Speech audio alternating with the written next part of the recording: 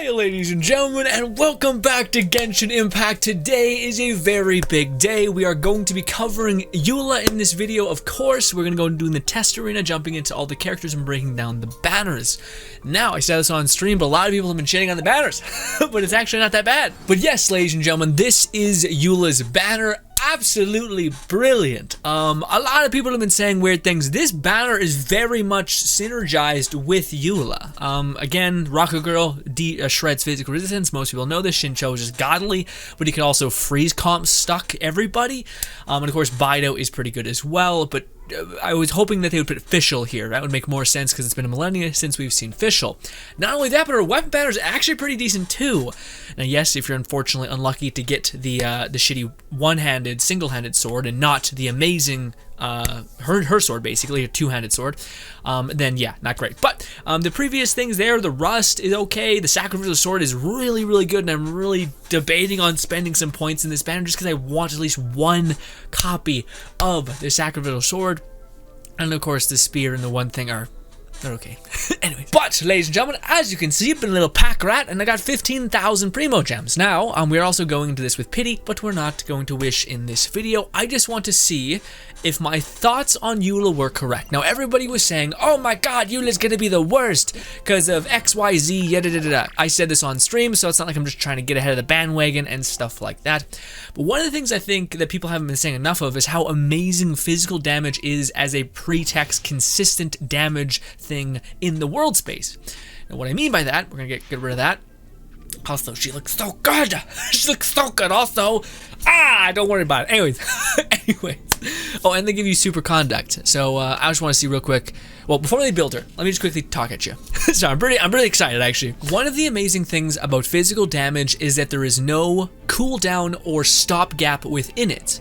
So one of the things that's frustrating about the characters who have basically elemental like synergies where they have to like queue up a volleyball and smash it down, that's what they have to do a lot of the times. There's a delay in which you can add elemental things onto a person. There's like a pretty, honestly, annoying delay, especially when you're trying to knock an enemy down and you're trying to like apply an element, and sometimes you're using an E to do that, and it's just kind of a nightmares, frankly. But you get rewarded with a lot of damage. But with physical damage, you're constantly able to do this basic attack, this pop, pop, pop, pop, pop, constantly able to fire that out, which is absolutely amazing. It means you can run up to a hilly churl and just bang, bang, done. It's typically like that, at least from a character that I play a lot called Razor, which is one of his best attributes, is that he can just go, he can perform all the time, always, and when he activates his ult, he shreds things. I'm thinking EULA is going to be the same in a different kind of bursty way. But ladies and gentlemen, enough talking. I think EULA is going to be fantastic, even if it's just because she is physical damage based, which is an interesting character archetype. Anyway, how did they build her? Around 60 crit rate, 120 critical damage because she has that built into her kit, a decent amount of energy recharge, although that is amplified whilst in the training arena, and a decent amount of physical damage, although I don't think that's the maximum amount that you can give her. Of course, they are giving her the ungodly weapon, which was made entirely for her, which gives you a great deal of physical damage. Good for you. Good for her, sorry. Yeah, so for those guys who don't know about this amazing weapon, essentially it gives you, think of it just as you need to get stacks, and the more stacks you get, you finally get the payoff of massively amplifying your attack speed, as well as giving you a massive amount of attack for your entire team. That's where this thing kind of gets nutty. So it's a very, very good support team synergy kind of weapon, and very much if you happen to have this, it kind of cements EULA as being one of the best secondary DPSs in the game, period. Not only because she's just for physical damage, so if you want to run someone like, oh, I don't know, Hu Tao and her, absolutely astonishing, because on the downtime of Hu Tao, she can smash the shit out of everything because of physical damage, and because of that attack percentage can even amplify Hu Tao. I digress.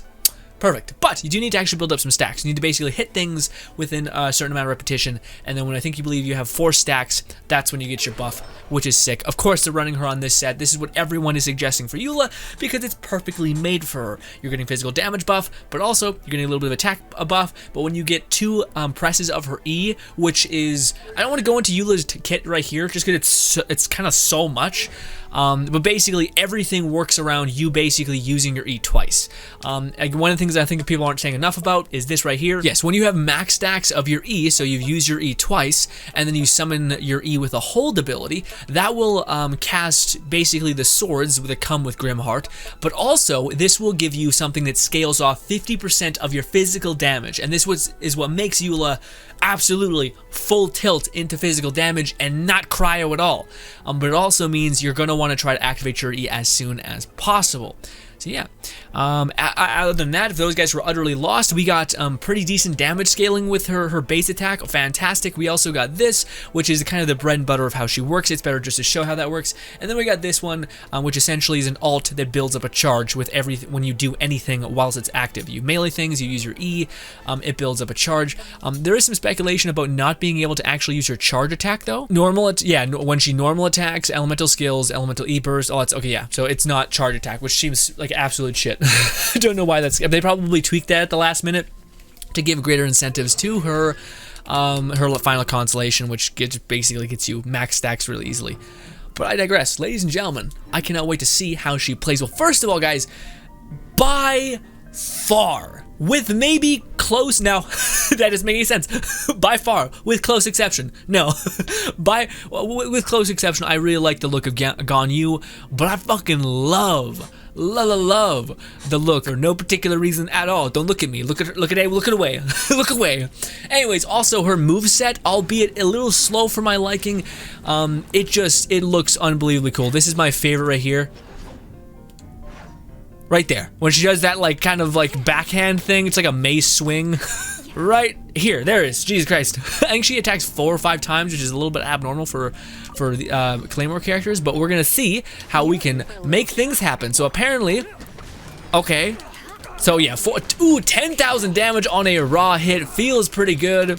I don't really want to get to the end skill. We're gonna keep building up Grimheart stacks, and now we have max Grimheart stacks, and most things are dying around us. But let's try to do this. Oh, I was really hoping he'd get hit by that, but it's still pretty good. Again, we're dealing 10,000 damage solid. Again, I think she's going to be a great secondary DPS, if not an absolute amazing main DPS. I kind of fucked up the synergy of that. It's going to take some time before I actually start really, it starts making sense to me. I don't know what we just did there. I think it was 120 some odd thousand, maybe? Or maybe I missed scene. I don't know, we'll see. But one thing that people haven't one of the things that people have been complaining about though is her E has such a long cooldown, or like charge time basically, which you definitely feel. Like, well, not in here. You will not feel it in here, which is why it's kind of like a stop. But yes, essentially every single time you activate your E, in fact, I'm gonna take off my headphones so I can actually like 100% explain things. So I keep hearing the music and the sounds. Okay, so every single time we hit our E, boom. So you see how that sword was right above her head? That's 1 stack. So we can hit it again for 2 stacks. Now that sword is double crossed. So now if we do a charge attack, it's going to imbue us with physical damage when it impacts, kind of like a mini version of our special sword, which just hit for 20,000. And mind you, we don't have the highest amount of physical damage I think this character can possess, which is pretty crazy.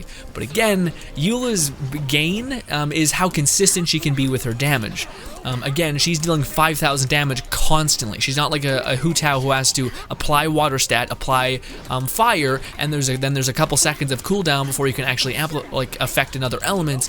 Yeah, but one thing I did mess up on is the synergy of this.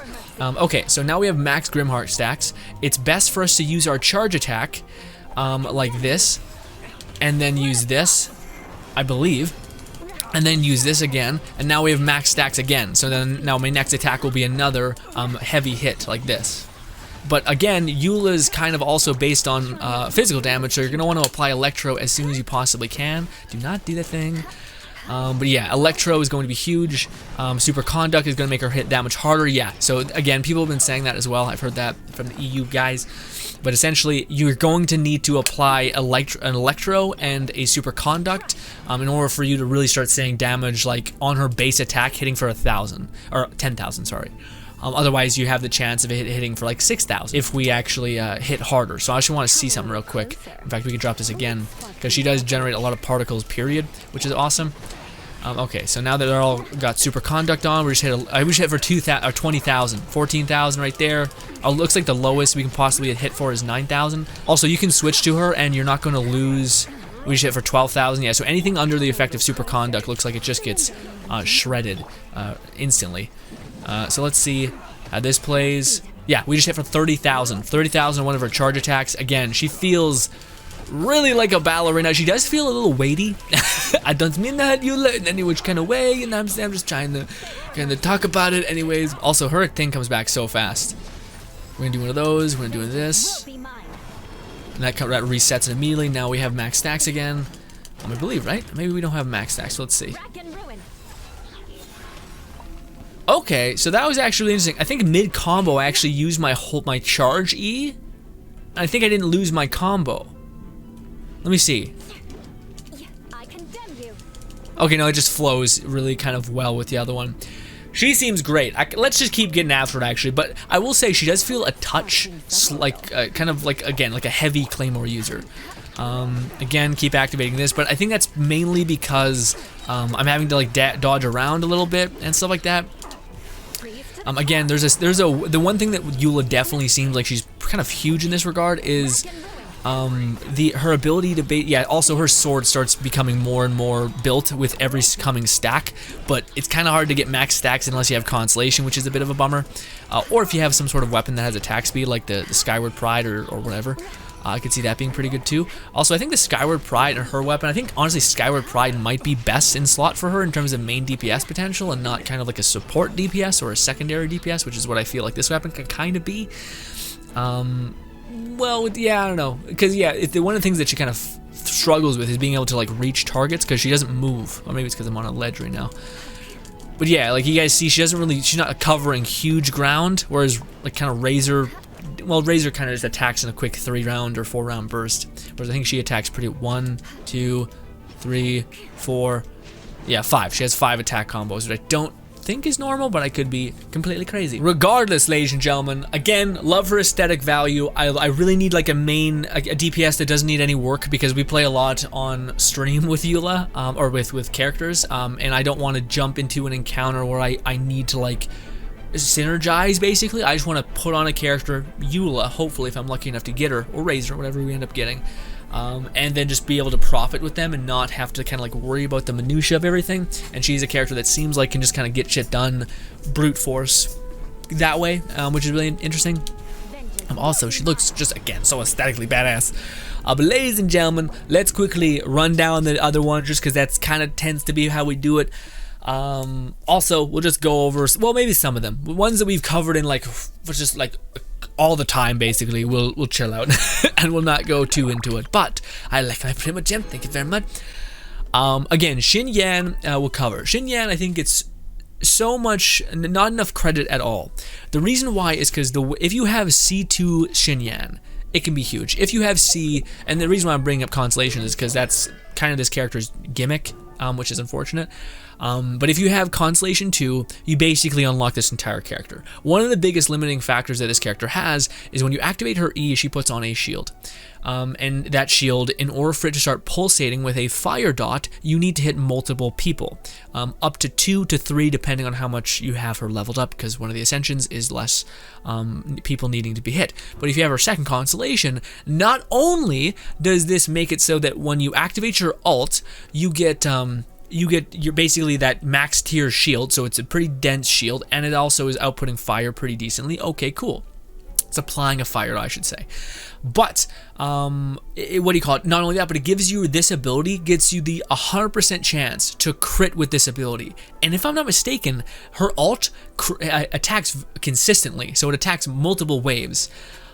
So not only does this incentivize you to build her basically just as a utility ult character where you switch to, activate her ult, swing once to accrued particles so that you can go into her ult again, but this basically also gives you the go-ahead to just go complete and utterly into crit damage, not crit rate, because you get 100% crit rate on this, which is amazing. Not only that, but whenever you hit an enemy with your E, it decreases their physical resistance, which is why you should do that before you activate your ult. That way you're decreasing their physical resistance and then it's hitting even harder.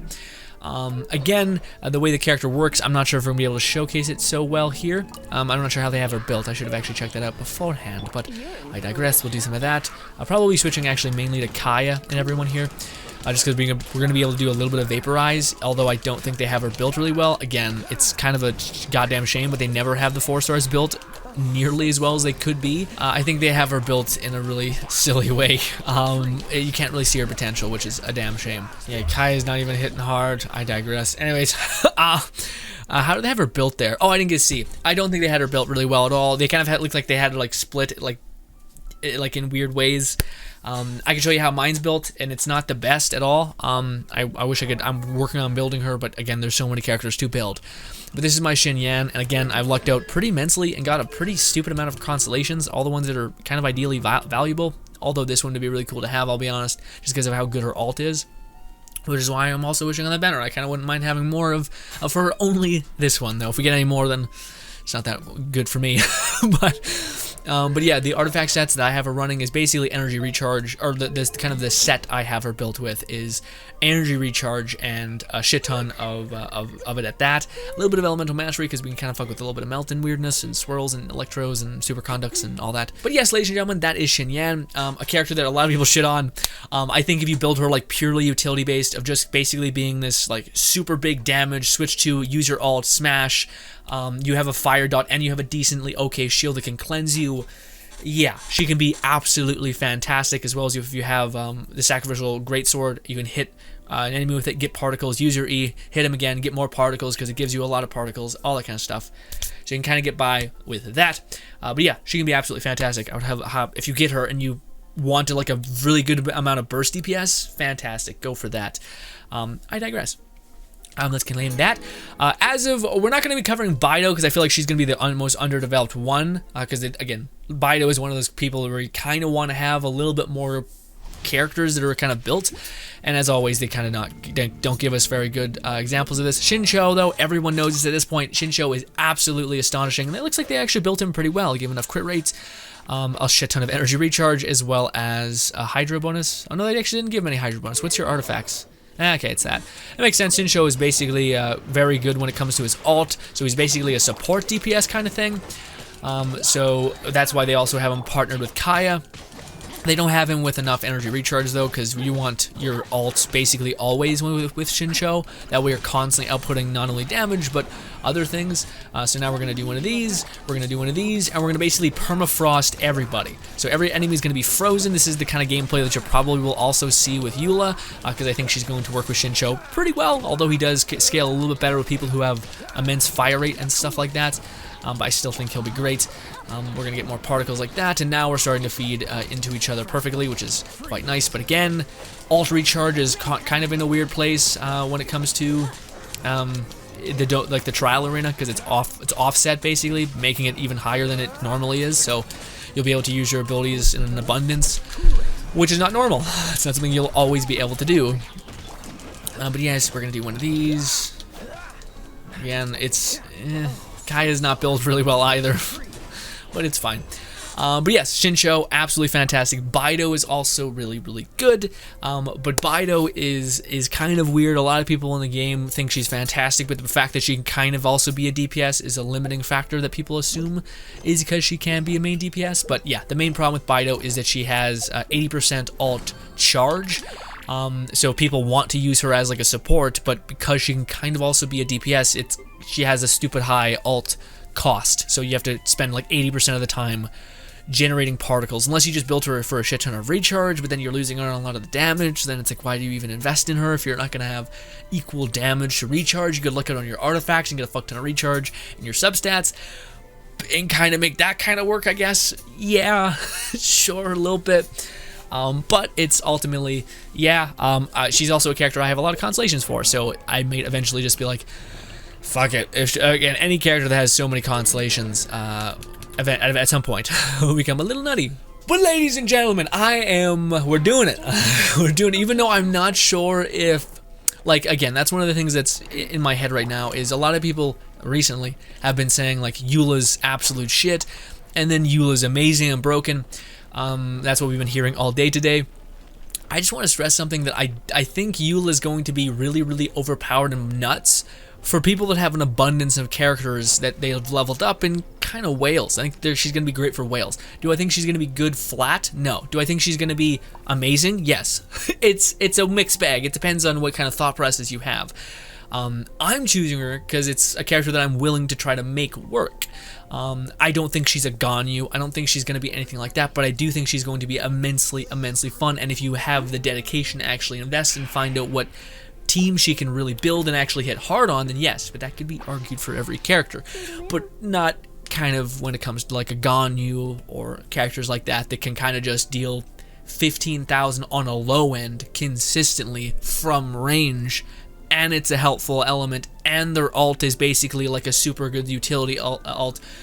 Yeah, I'm not sure if she's that, but I think a character that I would like to see run around the world of Devat a lot, yes. A character that I think is going to make doing like the normalcy of the game, yes. Do I think also her ult, if you build her right, can also take care of that as well pretty easily? Yes. So yeah, I think she's going to be great. Hopefully, I'm not wrong. But yeah, I can't wait. Again, mostly I'm at the point where I'm in a state of abundance, more or less, within Genshin, so I can just pick the characters that I enjoy. But if you are a free-to-play person and you're looking for a person to carry you, EULA might be that, if you invest enough in her. I don't think it's like that like a Ganyu is, which, yeah, that's all I'm going to say. But, ladies and gentlemen, in the next video, we're going to be rolling for EULA. Thank you so much for your time. Hope you guys do enjoy the rest of your day. We're going to be continuing to cover Genshin as much as we possibly can. There's new events along the horizon and etc. But hopefully I can see you in the next video. Please wish me luck. Please. Anyway, thank you and goodbye.